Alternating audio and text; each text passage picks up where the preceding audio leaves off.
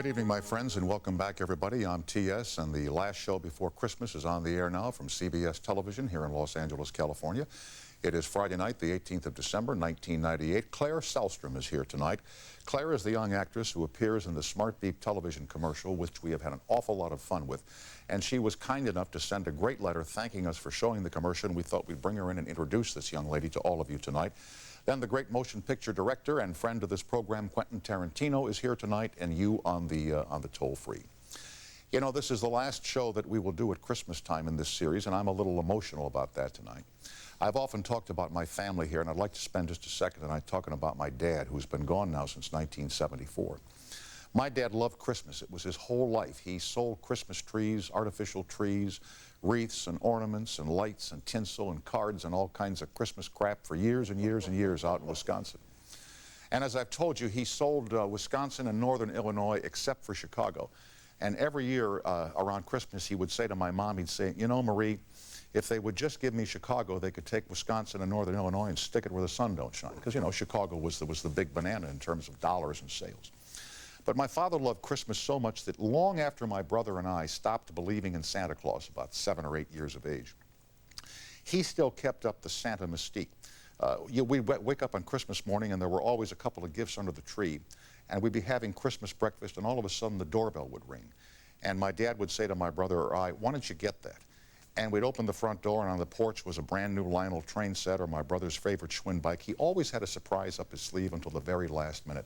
And we loved him for it, and I try and keep that tradition going at Christmas at my home to this very day. The other thing I have tonight, and then on with the show with Claire Selstrom and Quentin Tarantino, I had a couple of emails about the story as to how the angel got on the Christmas tree, which I told last year, and even if you recall it, it's kind of funny, and I'll do it as best I can from memory. I don't have it on the prompter tonight.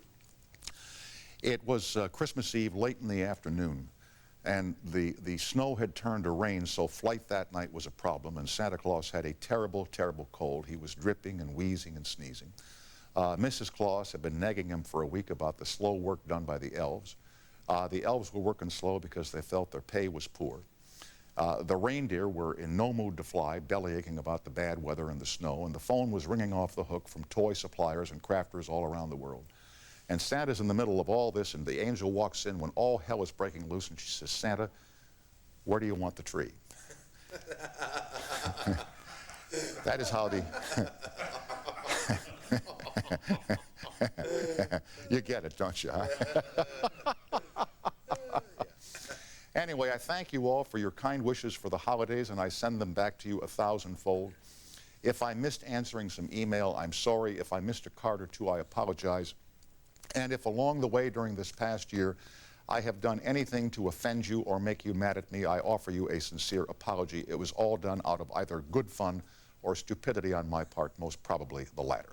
We start with Claire Selstrom and you on the toll-free after this break. I'm Tom, you're watching CBS, and thanks for catching our stuff as we fly it through the air.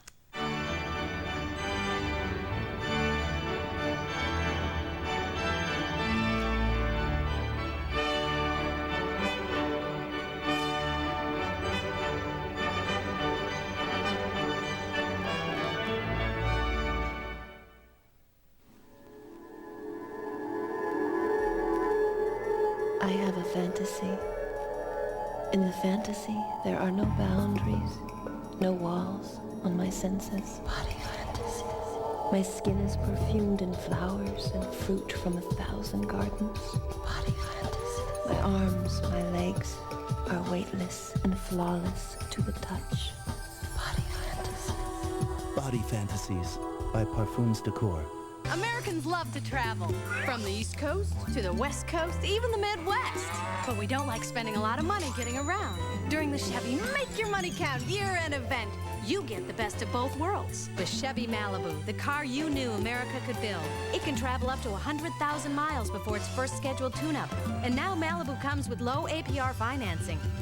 So if you want to see a lot without spending a lot, get to your Chevy Make Your Money Count year-end event. It's the season for you. The Prince of Egypt is stunning, says the New York Times. Siskel and Ebert give it 2 thumbs up, and Rolling Stone calls it one of the best movies of the year. The Prince of Egypt, rated PG, now playing. Do you want your parties to be really special? Now there is Rocher, the European speciality your guests will adore. Smooth chocolate, crunchy hazelnut, a luxurious taste sensation. It's more of a party with Rocher.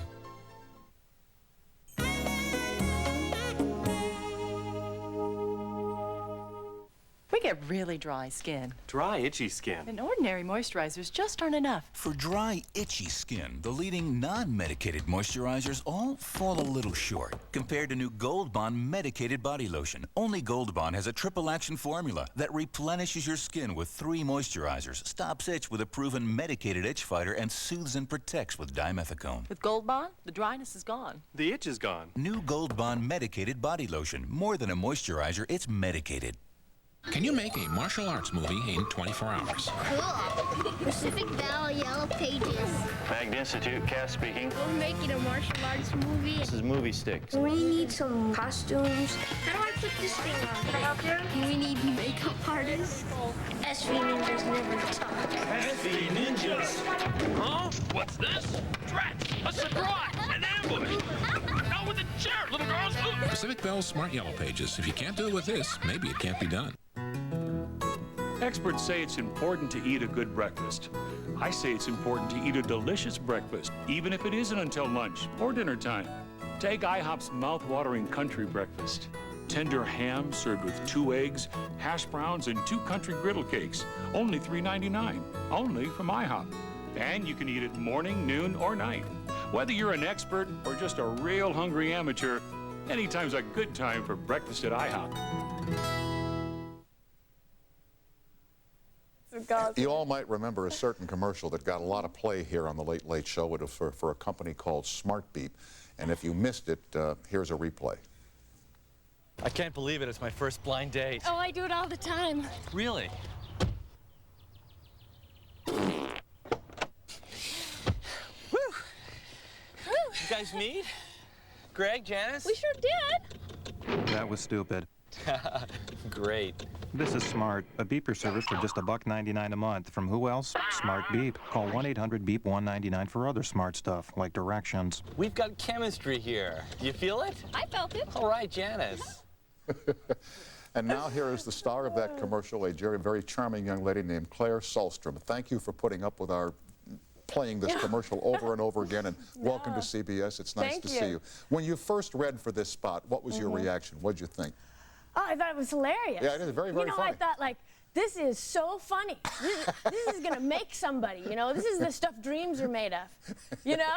And you were the backseat lady first, weren't you? Yeah, I was in the back seat, and the girl who's in the back seat, her name's Kirsten Nelson. She was in the front seat, and the director, Mark Story, he's known for doing really funny commercials. So I'd heard of him, and I knew, like, you know, he's really good at what he does, and, you know, this could be a commercial for me kind of thing, strategizing. And so, so I went in there, and you know, they said, okay, you know, who wants to be the farter first? And so she went in, and she was the farter first, and I was the girl in the back seat, and we're improvising the whole thing. I can imagine. Yeah, not much of a script there, huh? Yeah, no, just, you know, come up with, well, the basic thing was you just had to get in the car, fart, and then the person in the back seat had to have a reaction. Right. That's all they gave you. That would be basically it, yeah. Right. So, so she was the girl in the front seat first, and I was the girl in the back seat. Okay, so she gets in, lets one go, and then you have a reaction, right? Right. And then... So what was your reaction to the... Now, they didn't actually pass the gas during... that was added later, or did you actually let one go? Well, you know, an actress never gives away her tricks. Okay. Well, what do you feel clinched the front seat for you then? Oh, I'll tell you what clinched it, because Mark told me later on is, well, the audition, I didn't know it was for a fart. That my agent didn't tell me. I guess they told a lot of people. They always leave that part out. Yeah, you know? They knew I'd do it. You know, they knew I'd go in. So, I got, you know, what was your question again? What clinched the front seat part for you? Oh, right. So the audition, all they told us was prim and prissy. So I went in prim and prissy, you know, and I thought, okay, I'm prim and I'm prissy, and I'm, you know, on this date. And